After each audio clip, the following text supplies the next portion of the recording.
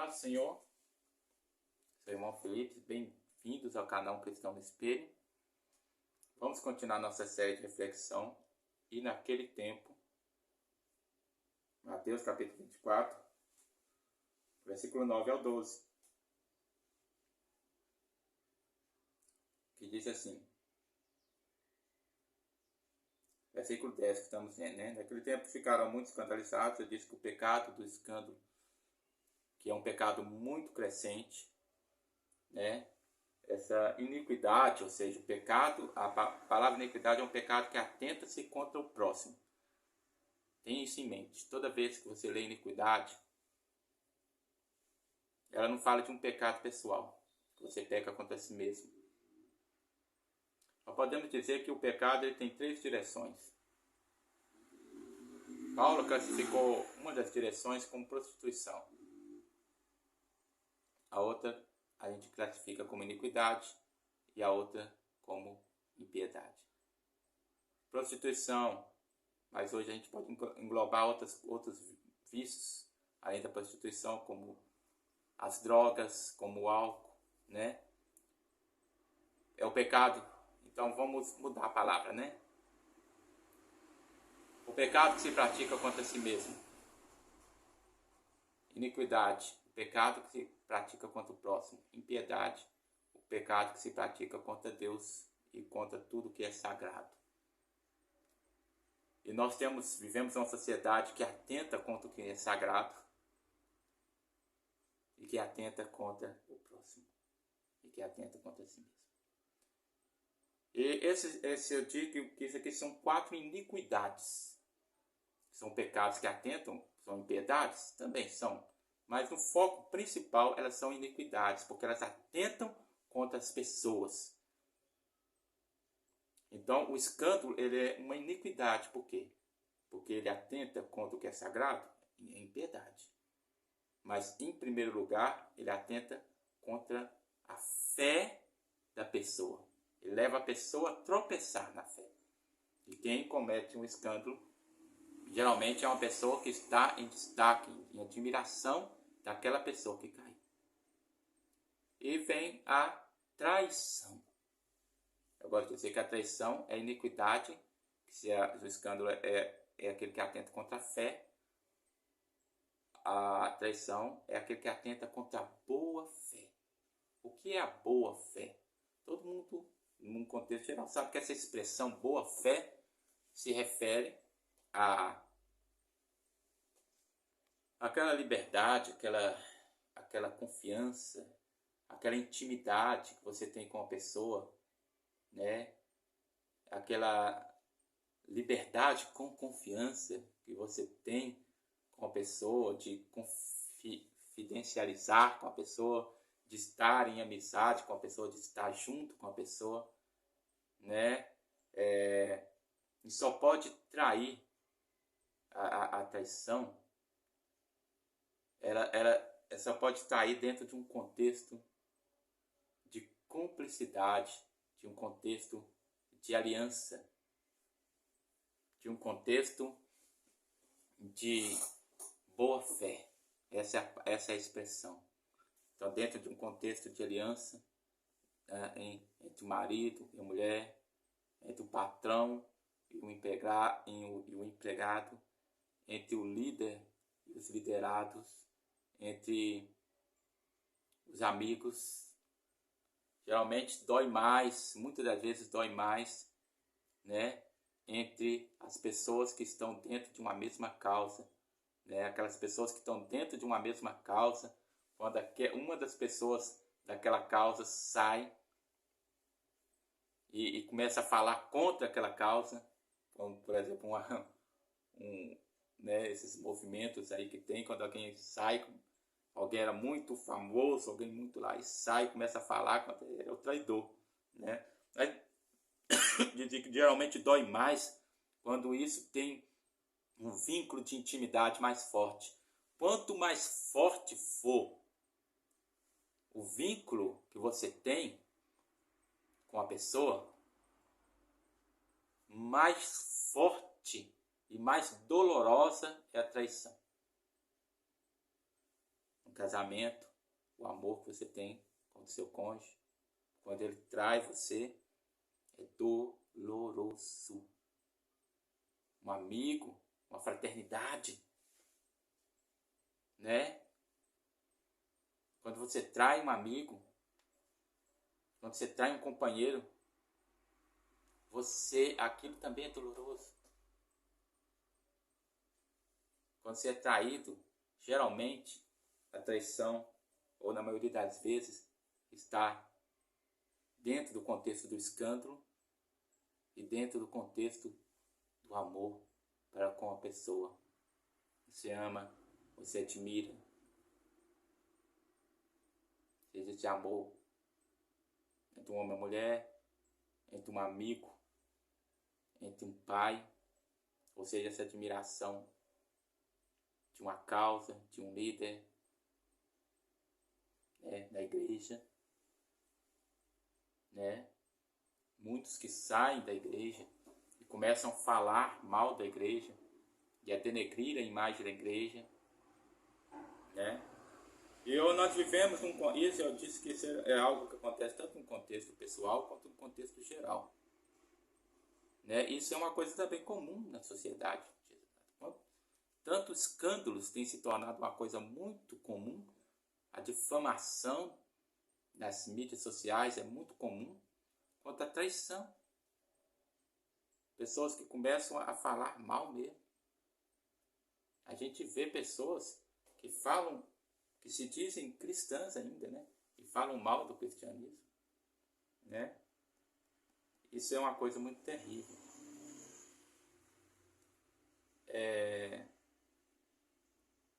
E aí vem o outro pecado. O outro pecado é o ódio. E odiarão uns aos outros. E o ódio atenta contra o amor,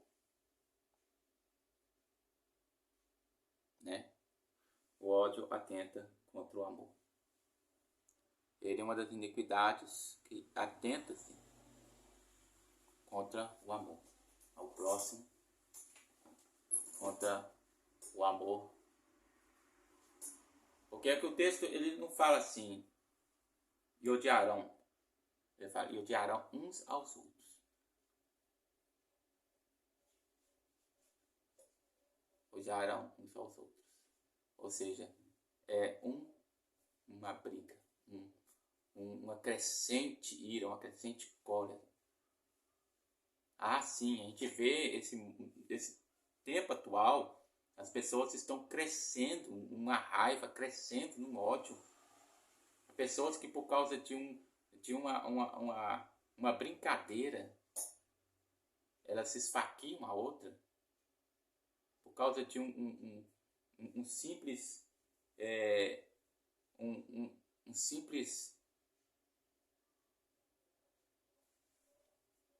uma simples coisa no trânsito que acontece, sem ser briga, sem nada, a pessoa sai do carro e atira no outro.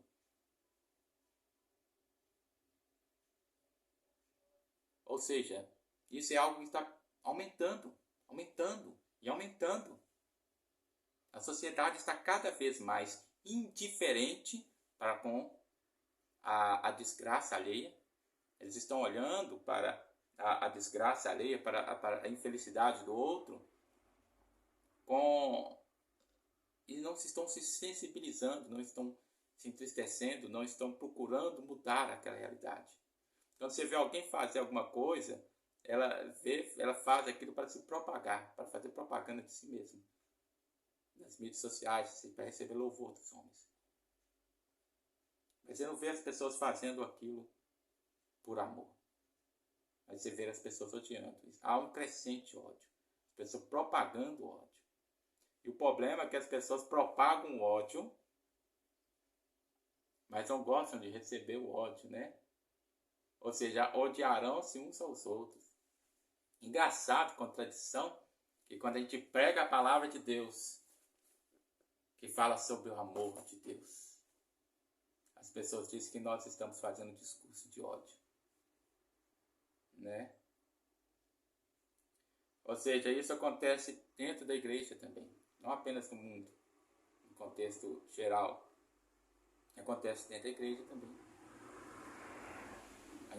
nisso, a gente vê muitas pessoas com ódio dentro da igreja.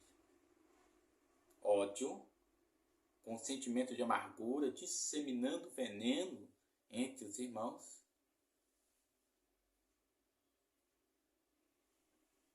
Né?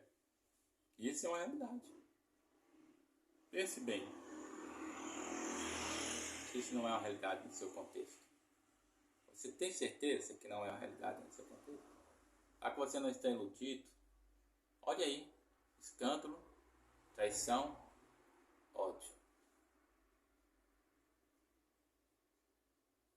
Porque esse, eu falei separado, mas isso atua tudo junto. Escandaliza, trai e odeia uns aos outros. E aí vem o versículo 11, que nós já comentamos ele primeiro. Os falsos profetas, que enganarão a muitos. E aí o versículo 12, ele vai dizer o seguinte, que por causa do aumento da maldade, aí a gente tem que ver o contexto, que maldade é essa? Essa maldade já foi descrita por Jesus nos versículos anteriores. O escândalo, a traição e o ódio. Isso vai fazer com que haverá um aumento muito grande da maldade, como acontece nos dias atuais. Tanto no contexto geral, quanto, infelizmente, dentro do contexto cristão.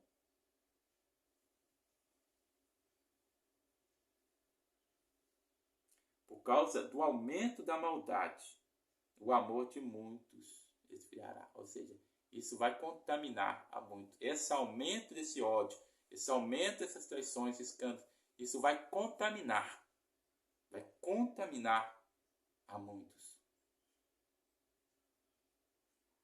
Vai contaminar a ponto, como eu falei, da indiferença, de elas se tornarem insensíveis, indiferentes, sem amor, sem afeição.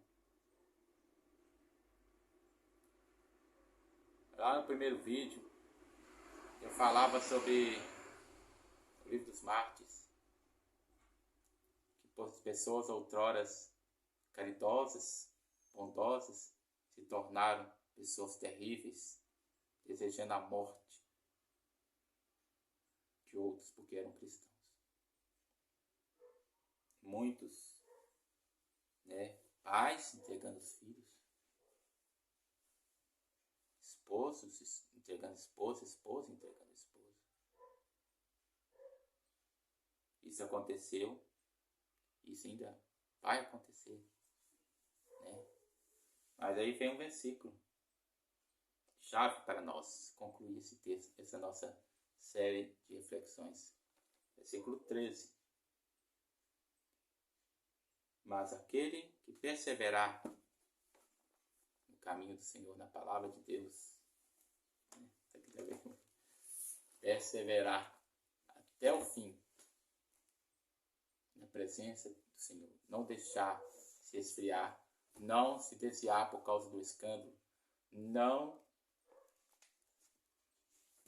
sair da presença de Deus por causa da traição, não abandonar Jesus por causa dos homens, dos falsos profetas, falsos cristos, falsos, ou por causa de tropeço de homens, mas perseverar em Cristo até o fim.